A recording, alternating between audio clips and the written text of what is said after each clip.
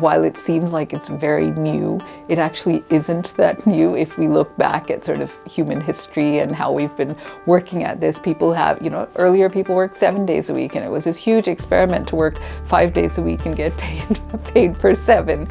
So now we're talking about 4 days a week and getting paid for 5.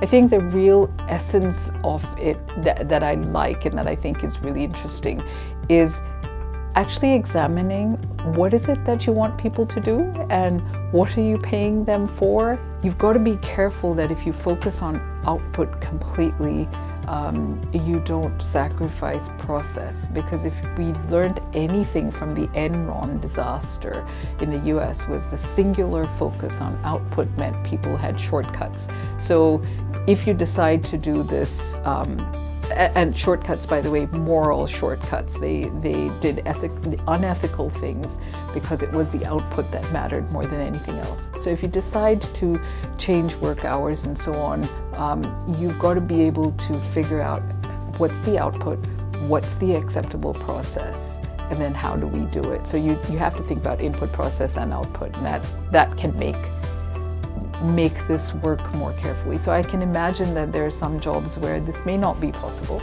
and other jobs where it may be possible, but we need to examine them case by case, job by job. It absolutely can be beneficial commercially. I think it's an example of thoughtful management, not just doing something because everybody else does it, but doing things because you understand your business and you understand how it works and why it works.